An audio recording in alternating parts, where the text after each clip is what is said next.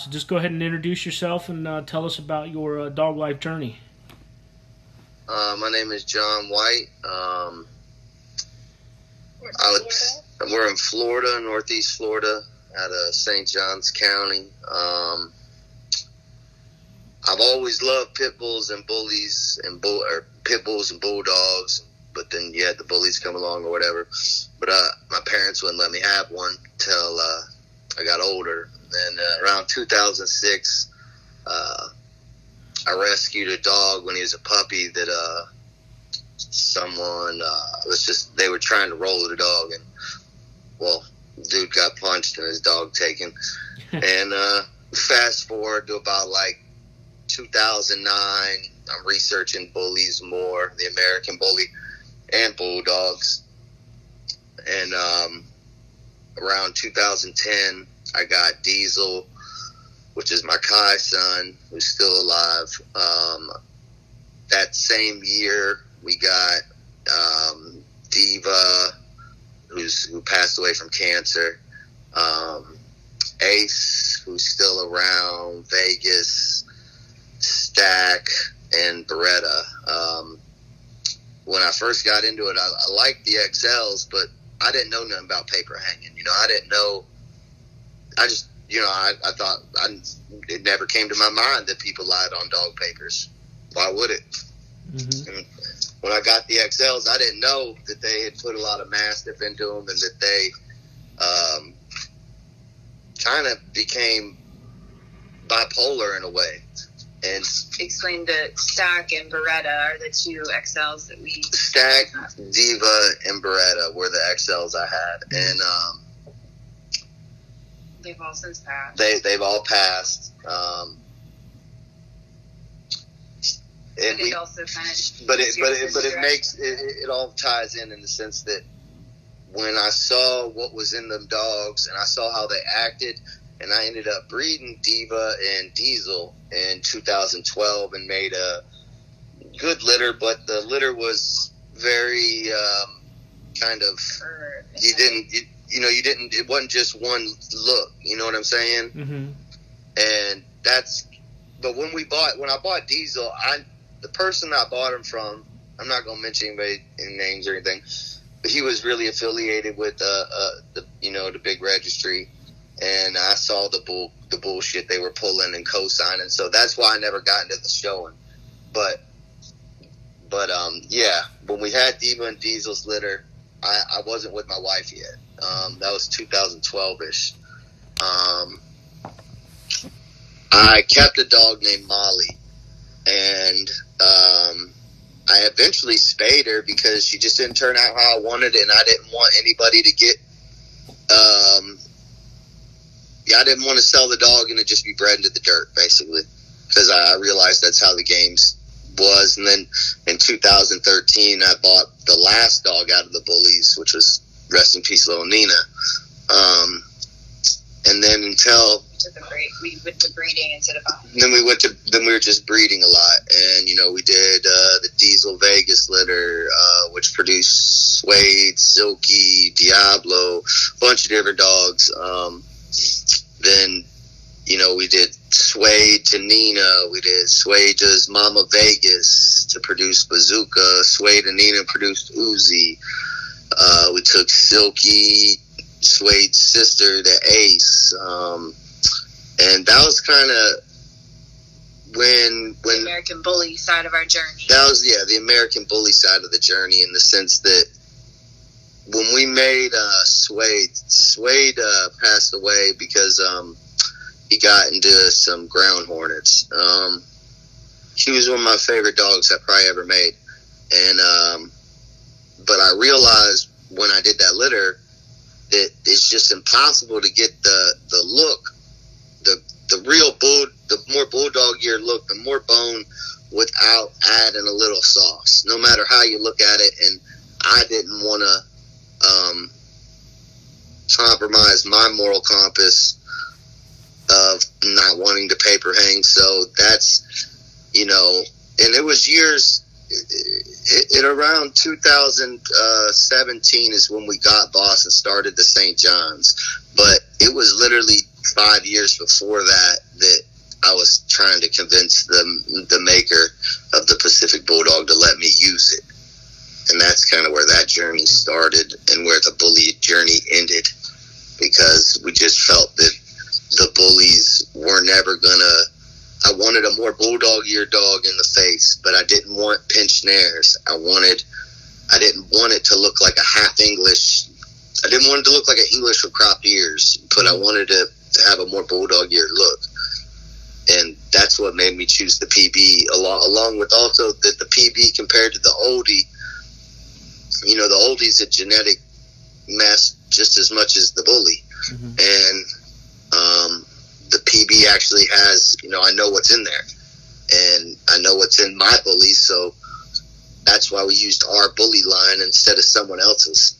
Oh, we're loving what we see. Even the first breeding in 2017 when we did Boss to Elo, and we didn't tell no one. The only people who knew were maybe like 5 or 6 people until literally the puppies were here and I dropped the banner. We've seen temperament change. We believe it or not, you get actually a little more consistency, because instead of that bulldog is so potent, you know, even depending on the PB that we've used or the bulldog we've used and its genetic makeup, you know, but they have very strong genetics. So really, like, the first litter really only had 2 looks. It had 2 looks. It had one that was a more throwback to the bully, and one that was a more bulldogish, wrinkly in the face, underbite. And at that point, like, a lot of people wanted us to have a standard, but I knew that you couldn't write a standard without getting a couple of years into it. I mean, you can write a general description and have an idea and a vision, but you're going to have to overturn those stones of each breeding to really find out if it's going to click like you think. Right. And what's been the reaction in the American Bully crowd and the Pacific Bulldog crowd? How have they responded to you guys so far? Good and bad.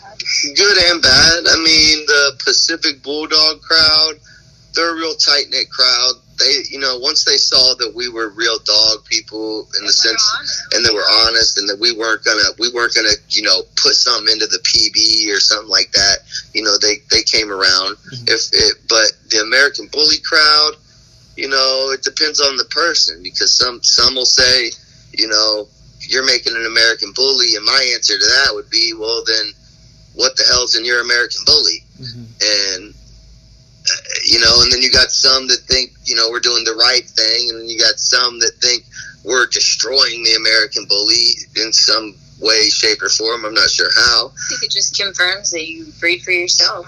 Yeah, exactly, like my wife just said. And that's kind of what the journey of the St. John's has taught us, is that breed for yourself, breed for what you want. As long as you're honest and not making vet bills for people, I don't see the problem in it, because look at your board on Facebook, you know, those people are mixing all sorts of breeds, and those look like healthy, good. Some of them are freaking straight up working dogs. Yeah. And if those people had went by some standard that someone put forth, they would never get to where they're at right now. Absolutely. No doubt. But yeah, we've seen temperament change in the sense that, like, the bullies, we used to call it Thunderdome. We did. When the puppies were growing up, it was like at a certain age, it was just Thunderdome. When we had bullies, they would just and crazy noises. And now that we've added, you know, more bulldog, they just are so much more chill and a little goofier. Way goofier, I would say. A little goofier. But they're still, you know, they ain't punks. Like, right. There's still. And I think it was using the right bulldogs that made it key, because there are. It's not like no one mixed bulldogs into the American Bully. Mm-hmm. But did they use a very nice bulldog, or did they use the $500 bulldog around the street? Right. Yeah, no doubt. And I'll ask your wife Jenny this. What was her dog life journey? What was her experiences with dogs before? I've just always loved bullies, and when I met John, I fell in love with him and the dogs, all together. Yeah. He had just gotten Nina, and so she was kind of just turned into my little baby. And so we got together in 2013, and but before that, I just had always loved bulldogs and bullies. Your parents always had those Australian? Yeah, my parents always had Australian Shepherds, so we always had a dog in the family, but I always not to this extent, I guess. Yeah, not to this extent. Right. But, she's done a lot that people don't know because, picking puppies and just helping, thinking of the breedings, I can't count how many times I've said a stud and maybe we didn't agree on it, but she's not on. We don't put that out there on social media because when she first got with me, people were literally messaging her to try to get me out of character, and so she just chooses to stay away from that. Right. But I also, I went to college for fine art and graphic design, so I've always loved art. So I think that helps me look at a dog in a really structural way and balance and symmetry. And, I look at it in a different way, I think, than some people may do. Yeah, absolutely. And this question's for both of you guys. You kind of touched upon it, but is there anything specific in your guys' life that kind of developed your passion for dogs and kind of living this dog life? I think we just enjoy being able to give somebody a new family member, the sense that the dog's just going to grow up with the kids, and that's just been a big spark for me, and seeing how happy it makes people, and just creating, seeing what you can make with actual thought out breedings, and breedings you may plan 2 years down the line, and seeing it come through and work. But really, dogs, and I first got dogs just as protection, just to make sure no one messed with the house or the property or whatever.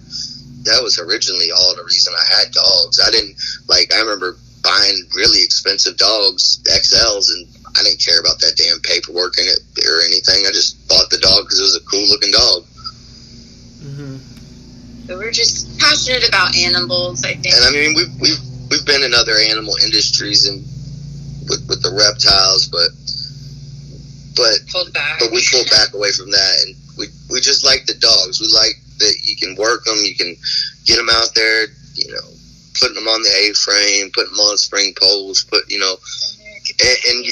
and they're always going to be your best friend.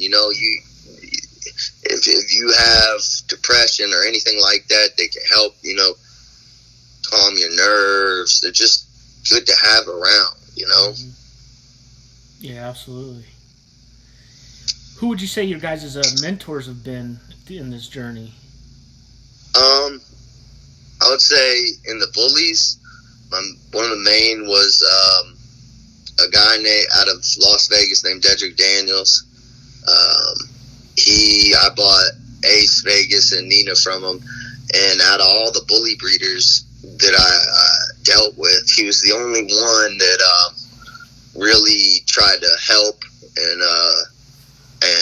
not just with dogs, but also just with life. Talk to him about life stuff. And then Adam of the Pacific Bulldog, he's been a huge mentor in the sense that he went down that whole journey with what he did, and it's good to talk to someone a lot, a good bit older than me that's been through it, instead of just talking to people who may have Googled it but never actually had to deal with it. So I would say Adam and Dedrick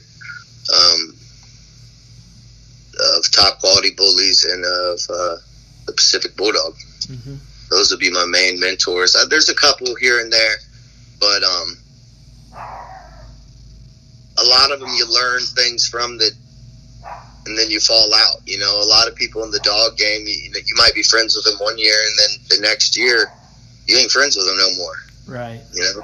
Yeah. So that's kind of how it is. Yeah. Like the XLs, what were some of the was there any health issues that you saw with the breed, and like you were kind of, they were bipolar. They were freaking bipolar dogs. Like, one of them I had a prolapse uterus. The breeder literally, I'm not going to say his name because he gets no mention from me. But the dog had a prolapse uterus, and he told me to shove it back in and sew it up, and she'd be fine. I mean, the dogs had personality problems. They literally 1 minute would think they're a freaking pit bull, and then the next minute think they're a damn mastiff. And while Diva was a good mom, she ended up with cancer that was of her upper GI that you couldn't have caught unless you were doing blood tests all the damn time. Right. I mean, and that's what led us away from the XLs, and I'm glad I never bred them into my programs. I'm glad. I'm it's a blessing in disguise kind of thing. And then we were into the pockets, and Nina was basically a micro. She was very tiny. She's like 13 inches, but Miko. And she made Miko and some other dogs, but the XLs, they had a lot of, and I'm not saying every XL. Right.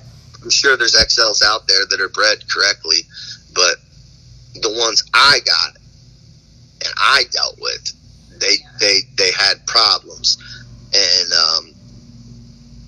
they weren't the smartest dogs either. Mm-hmm. They were a little on the dumb side. Mm-hmm. I mean, I remember one time Diva basically just walked into my sister's wheelchair, just head first. Yeah, they did dumb shit. I can't explain it. Mm-hmm. That was why we stayed away from it. But that's why I didn't like it. And also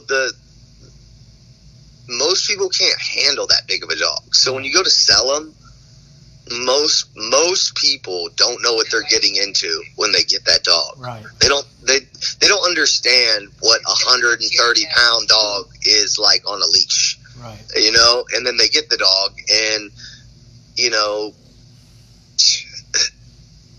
then all of a sudden they're calling you like, well, what? And that's when I realized you got to break this down to these people what they're buying, mm-hmm. because maybe they're reading certain people's posts or registry posts or something that is leading them astray to think they're buying something different than what they are buying. So even when I sold bullies, I would tell them straight up, I don't know what the hell's in this pedigree behind this point. Mm-hmm. Because I cannot vouch for everybody, and I will not vouch for everybody. Mm-hmm. Because I learned the hard way not to do that. Right. And yeah, that's the XL. I mean, and I'm sure there's XLs out there that are bred well, but the reality is an XL cannot be that without some sort of. You ain't gonna get it from mixing a Amstaff and a pit, or even an Amstaff, a pit, and an American. You're not gonna get it. You gotta have something else, and that's what in the end. All the paper hanging, all the bull crap is what made us the St. John's. Right. To where you had to, if you want to be involved in this, we can't control someone else. We screen everybody to try to make sure no one's going to hang papers, but we can't control it 150%. Mm-hmm. But what I can control is if I get wind of it, I kick you out the damn St. John's and void your damn papers. Right. And that's why we did this, is because it wouldn't matter if you're breeding pockets, it wouldn't matter if you're breeding XLs, it wouldn't matter if you're breeding classics or standards or whatever. No one is, they're all hung paper dogs. So at some point, you got to start fresh, or else you're just kind of working with an old wagon wheel that's freaking rotten and like 3 nails to fix it. I know people in the band dog community, and and in different that don't lie. And I feel like if you're gonna spend this kind of money on a dog, the least the person can do is tell you the truth on what's in the damn dog. So that if you decide to go breed it, you're not going to make a bunch of rescue dogs or a bunch of shelter dogs or a bunch of vet bills. I mean, that's not ethically right. And registries that say they have a code of ethics, they don't even go by their own code of ethics. That's why I don't acknowledge their any of it. You know, to me, it's all just a bunch of mixed dogs. I mean, they have hung papers on them. So we did Ello to Silky. Like, first one was Ello to Silky. Ello's a very, tightly bred dog. But I did do some, with Boss, which is an Ello son, to Nina and Honey. Honey's a Silky daughter, and Nina's some Blue Pride blood. With those Boss's mom is some D-Day blood, so it has some Renaissance. So it's not. We'll keep using some PBs, and there'll be some other influences in there, but we're not really going to tell everybody what we're doing, just because the reason is unless they're really involved in it, I don't see the reason to tell them. Right. And I told you that on the phone before, and the reason is because you could write a perfect standard. You could do everything perfect, and there's always going to be a critic. So what's the point of giving them anything to critique? If it's not their cup of tea, and they can't see the value in the dogs, and they can't see the value in what we're doing, then they probably shouldn't own one of my dogs. Right. Well, but we're at kind of like an 80% bulldog. We want the dogs to be about 80% bulldog, 75% bulldog, but not just PB. You can look with the last litter we did with Shere Khan to Annie, which Annie's a F1 off of Ello to Silky, and Khan is, if you go look at Shere Khan, how he's bred, there's some little bit of English in there, there's a little bit of, so it's not like, but I don't want it to look like an English with cropped ears. Right. I don't want it to have, we're just trying to make sure that they're clean breathing, can work, got good muscle, got good balance, got good structure. But their personality is also very compatible, so your companion. But we don't want them to be, it's all a process, and we're so in the beginning of the process that it's so hard to really even explain much about the percentages, because I don't want to say something and then it turn out different, and then someone say, well, you said it's going to be like this. Well, I'm sure there's breedings that were hidden in many breeds that no one ever saw. It's like, let's say you were to add a very heavy English PB or something. Anybody who has a brain who's breeding these would know, okay, that PB's not, that one has a little bit more English in it or something, right? And I don't want it to, I don't want to go so extreme that it can't move and it can't function and it can't breathe. I live in Florida where it's hot and humid, and we can't have dog. I don't think I could have dogs that were like that. Mm-hmm. And so it's a delicate balance of how much you want the nose pushed in and blocking the muzzle up maybe a little bit more, squaring it off. I'd like to put some more cheek into the face. I'd like some more cheek. I'm not saying that there's no cheek. I'm just saying I'd like more cheek. Mm-hmm. And I'd like the top skull to be a little more split you know how you see on some dogs, the top skull has actually got like a split across it. Some are coming out like that, but you know, since we're still such in the, even though it's a couple years in, it's still the infancy stages of it. It's so hard to say what each breeding will be like what each, like how the puppies will turn out and how they'll grow up, because after watching some of these litters grow up, you know, some dogs turn out a little different than what you thought. Like we have a dog named Hot Sauce. I thought she was gonna be a lot more smash face than she is, and a lot more thick. She's a little more. She went a little bit more on the athletic side, and a little bit more on the a little more terrier than I thought. You know. So, but her brother Miko is freaking. It has is a different head. You know, more bulldogish in the face and in the body, and even his temperament.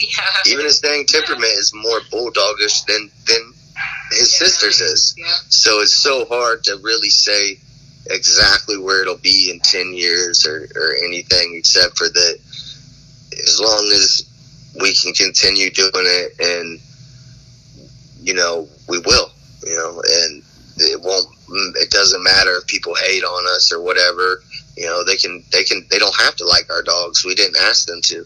So, you know, we're just going to keep on breeding until we get, you know, we definitely have the recipe in our minds of what we want and how, and as my wife would say, you know, we'll tell you the colors of the braid, but we ain't going to tell you how we braided it. Yeah. You got to be able to be smart enough to look at that pedigree and figure it out yourself. Right.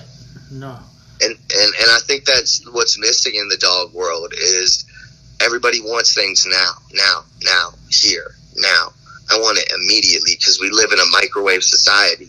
And, you know, that's what's going wrong with the dogs is instead of taking the steps to make their a line look a certain way, oh, fuck it, let's just smash this to it and never think about any of the consequences that could come with that, and never tell anybody, and we'll just do it for that one breeding, and then we'll take it back to all our bitches on this yard, so that no one will know. And you know, and to me, that's just, if I can lie, if someone can lie to me about what's on my paperwork, I'm guarantee you can lie to me about a health cert. I guarantee they can lie to me about a dang all sorts of shit. If they can lie about something so petty that all they had to do was tell the truth, and it's way harder to keep up with lies than to tell the truth. No, and that's why we do the St. John's, is honesty, integrity, and ethics. And if people can't have, you know, literally we don't let people come in who can't uphold that. Like if I see someone, there's been many people who've wanted to come in, but I see them all over Facebook acting a fool. You ain't coming in. The dog ain't for sale to you. Oh, you have triple the money? I don't care. And that's why we do this. Is because everyone wants to be real fake in this dog world and act like they're real and add a little 100 emoji at the end of some long ass lie. And yeah. and everybody eats it up. And I you know, we've said many times that a lot of these dog worlds have Stockholm syndrome. You know, they think they like believing the lie, and I can't roll that way. You can do it. You can be in the dog game and not entertain the circus. And I mean, we're just taking it. You know, we spent the first two and a half years doing a good bit of breedings, and now we're gonna let some dogs develop. You know, we're gonna see. Before we want to see, because let's face it, even if the puppy looks badass, it could change directions in how it looks at a year, you know. Right. It could. So we're kind of just we're in a developing stage of what we want out of a dog, and It's it isn't most people's cup of tea, but that's okay. Right. And I don't, and people need to understand, I don't hate the American Bully. A lot of people think I hate the American Bully. If I hated the American Bully, I wouldn't have 9 of them on my yard. You know, I just don't enjoy the community or lack of community and the lies and the paperwork. I mean, why breed something? You know, it's like, why breed something if you don't really know what the background is? It's like a potpourri of different things. So right, and so that's really what it just comes down to, and just enjoy your dogs, and because that's why you get into this, man. I think a lot of people get into this and they get too deep, and they forgot why they got into this. And the reason they got into this was for a love of dogs. Yeah. And it becomes about money, ego, and everything but dogs. Right. And that's what I would like the St. John's to stay with, is it's about dogs, you know. And there are other people who've bought St. John's that I'm allowing to breed them. And I'll let them come forth as they want to come forth. What is your morning and evening routine with the dogs? What are some of the things you guys do? Oh, Lord. Well, morning is we take turns. We take turns. We have so many dogs. We take turns. Mornings, you got puppies, you got the inside dogs, and you got the outside dogs in the big indoor kennel. You gotta spray them all down, gotta let dogs out, gotta feed everybody, you gotta do all the normal stuff, and then by around 2-ish or something, it's too hot. It's just, I mean, you can get them out there and still play, but I don't want to risk anything ever, so I give them a break, and then later on in the day, you know, we'll start playing with them again, then clean more kennels and feed them. Just normal dog man stuff. Nothing special, nothing crazy. Yep. And a lot of people ask, like, how'd you get your dog to get muscle like that? Like, feed them right and you work them out, and genetics. Yeah. And that's it. Yeah. I mean, there's nothing crazy about the routine. It's just taking care of them and making sure they're all right, and making sure they're all getting what they need. You know, like my older dogs, we just switched them to some older dog food, and making sure that, you know, that it's not messing with their stomachs. You know, it's every dog has their own needs too. You know, Some dogs can play with a bunch of dogs, some dogs can't. Right. And it's just because they're gamey, and that would be some of the older bullies I have.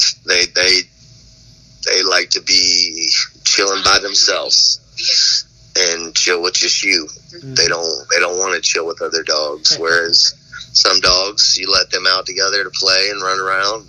Just rotate them and put a timer on for a certain amount of time for each set of dogs, and rotate them, and just try to give them the best life we can. Yeah, absolutely.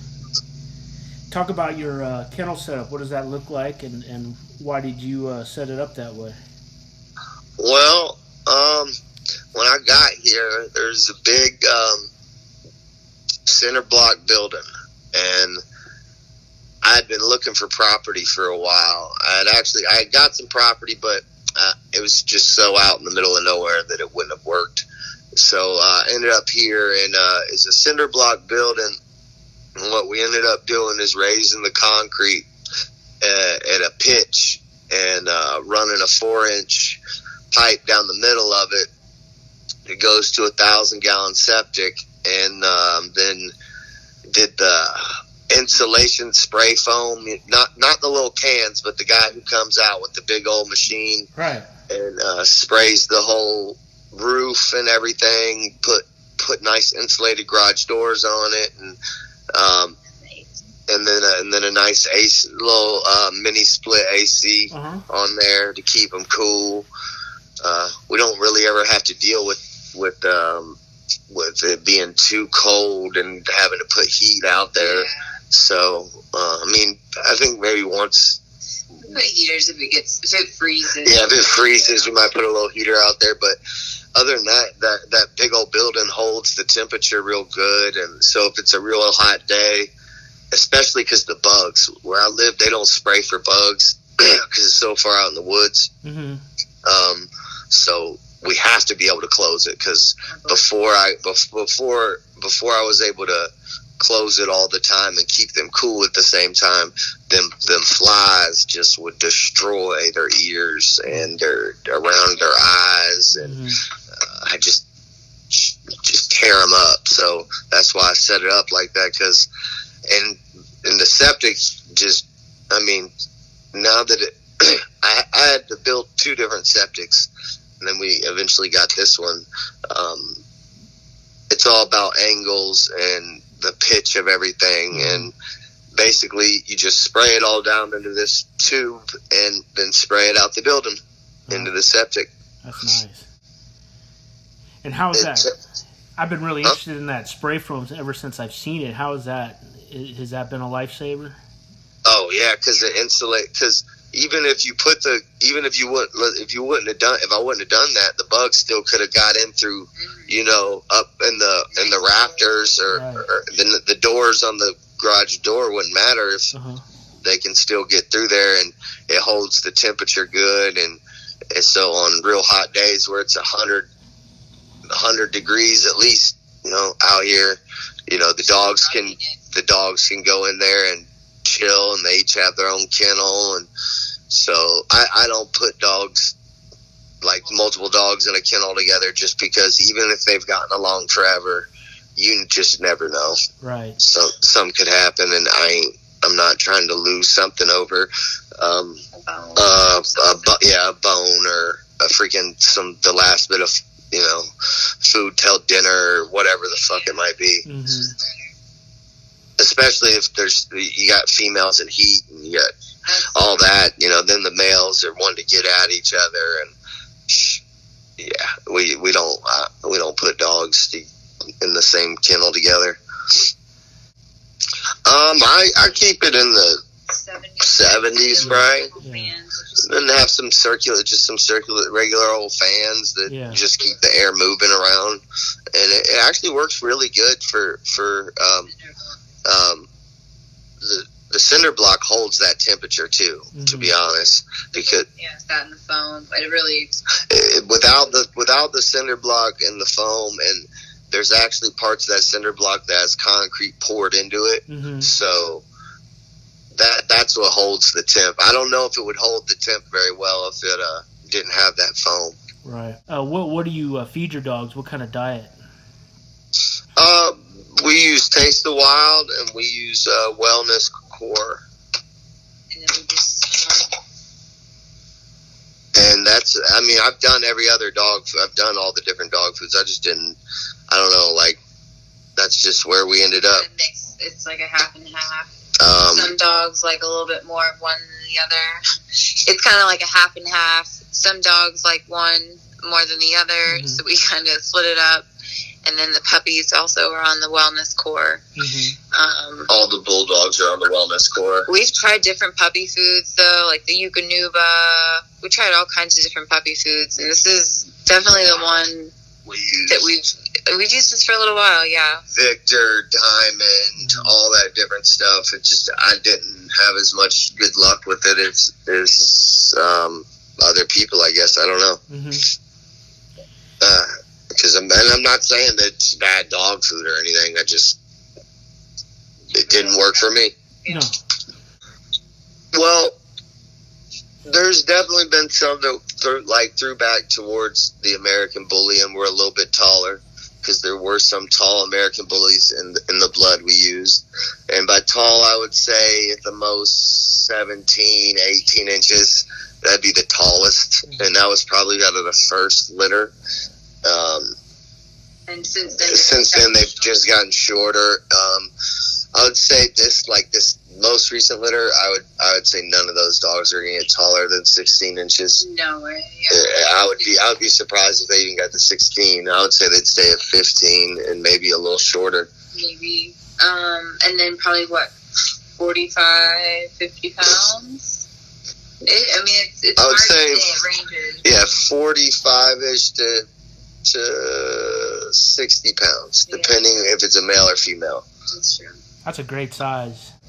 I feel if you put too much weight on them, it's too short, there's no way they can function. And No. it stresses their Totally. structure. There's no, you can't have a 14-inch dog that weighs 100 pounds. If you did, it's gonna be so bowed out, so messed up that it's not gonna walk.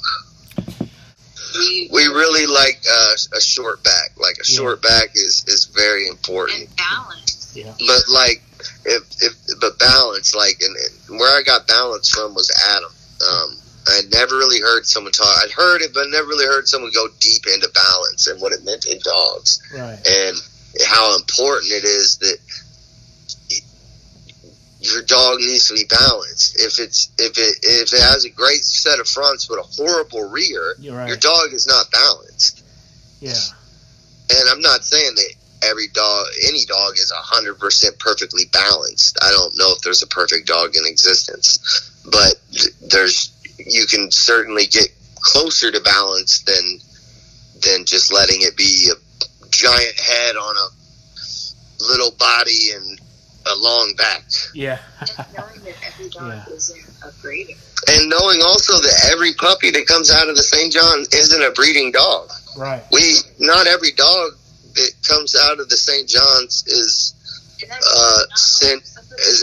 allowed to be bred. Right. Like, and the buyers who buy the ones that know that buy them under those levels, they know ahead of time. Mm-hmm. I mean, I literally have one guy who bought 2 of them, and one of them he bought, the female, I said, you can use that. I'll let you use that. Just let me know. Mm-hmm. But the male he bought, I felt was going to be too tall, and sure enough, he turned out a little tall.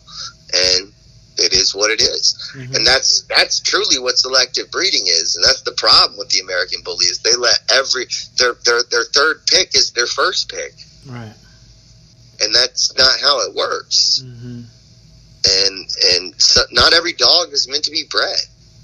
And so I think a lot of people get pigeonholed in the sense is they spend money, they buy dogs, and maybe the dog doesn't turn out like they want, or maybe the fad changes so fast that what they bought at that moment no longer is popular. And so that's why you get so many people reselling dogs that are 2 years old, 3 years old, and 1 litter deep, or no litters deep. Yeah. Because the fad has changed, and so they were never in it for what dog they wanted. They were in it for the money in the fad. That's why they bought that dog.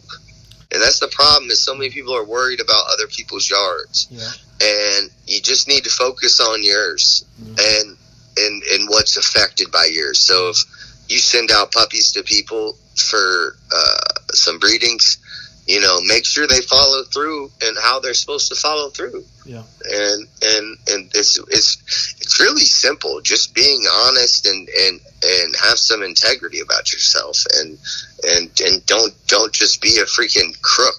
Mm-hmm. There's enough shitty people in the world. We don't need to fill we all love dogs. We're all here because we love dogs, yet there's so much hate and anger between people in this dog community over dogs. Yeah. It makes absolutely zero sense. So what are some of the breeds that you guys like that you don't own and probably will never, but you kind of like them and are interested about them? Breeds, type of dogs that we would never own. Yeah, or you like. Yeah. Shit, I like all sorts of dogs, man. I like cane corsos. I like them little patter tails. I like them little I like shorty bulls. Yeah. French bulldogs when done the right way. English bulldogs when done the right way.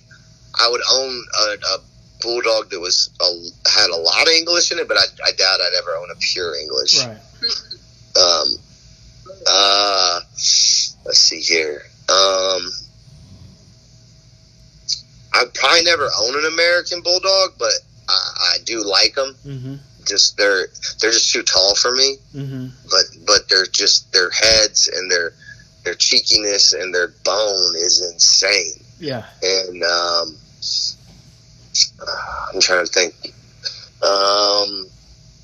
There's a couple dogs that I would, and I mean, if I ever moved and needed like a dog, like a Patterdale that was to catch rats or something, I would buy one.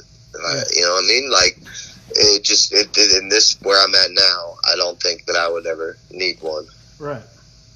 But they're cool as hell little dogs. A British Bulldog, while they're kind of like English, they're a little different. Got a little more drive to them. Mm-hmm. I love them. There's lots of oldies I love, but probably would never own. There's a lot of lots of different bull breeds that I like that I just wouldn't own, just because of, like, a Boer Bull. They're awesome dogs, but just too big for me. Too big. Just Yeah. too much dog. How about you, Jenny? What kind of dogs do you like? I like definitely just like the bull terriers. Oh yeah. You know, they're real funky looking. Yeah. I like ugly dogs. Yeah, me too. I like that. And then, you know, I grew up with the Australian Shepherds. Uh-huh. So I mean, that would always. Whenever we go see my parents, they still have one. So that's always a dog that has my heart. Yeah. But I mean, I just love. I really kind of like what we're creating. I like the personality that we've kind of made. There's a little feisty still, but still. Yeah, they're feisty, but they're still like they just want to cuddle and take a nap and eat food. You know, they're not so drivey as the American Bully. Mm-hmm. And there are it's just probably more, we dealt with a lot of the older school American Bully blood, so that's why it's probably a little bit more drivey than some American Bullies, because there are American Bullies that are not drivey like that. Right. But you can have an athletic dog that is still chill, you know, like that'll still just sleep on the couch, you know? Yeah. There's a balance in there. Yeah, I'm a bull breed enthusiast all the way, but I do like, when up until my mom's passing, she had two Aussies and a cattle dog. I love the Australian cattle dogs, man. They're just so smart. Yeah, she was great. I mean, she saved me from getting bit from a scorpion. Oh my gosh. Yeah. How'd she do that? She saw it before I did, and she pounced on it. Wow. I was about ready to, it was near my flip-flop, and I was about ready to put my flip-flop on, and she ran in front of me and started pouncing on it, so. Oh my gosh. Yeah. That's crazy. Oh, I love that. Yeah. They're also really athletic, too, though. You know, like they just love to be with family. You know, they're very family-oriented. And see, there's a lot of working breeds like that I respect. Yep, me too. That I just wouldn't own, because I would feel bad because I don't got cattle for it to herd. Yeah, you know? To herd. You know what I'm saying? I don't got the job that it's built to do. Yeah. But you can, like a Malamute, or just, there's so many working breeds, that the true working ones, not the ones that were destroyed, because you and me both know that a lot of working breeds have been destroyed based on red standard changes and shit. Yep. I mean, the Cane Corso of a long time ago is not the Cane Corso of today. Just like another good dog is the Doggo. Doggos are cool ass dogs, but I would never own one. Yeah, I agree with you. Went hunting like that. Yeah, unless I was gonna use them like what they were used for, I just wouldn't own one. But then they're cool when you research how they were bred, actually. Yeah. I mean, we've definitely gotten them. Like, even the first litter, I hit with what I was expecting for some of the puppies. So that's how I know that we're on the right track. Right. Especially with this litter and what came out this litter, with after mixing actual St. John's to something else, instead of just creating a St. John's F1, but actually mixing one to another thing. And what we're getting now, that it's just, I know we're on the right track to what we want. Right. in a dog. Absolutely. Well, any last words you guys want to say, or you go ahead and... That's it. Thank you. Thank you for having us on and doing the interview, and I hope we got the message across.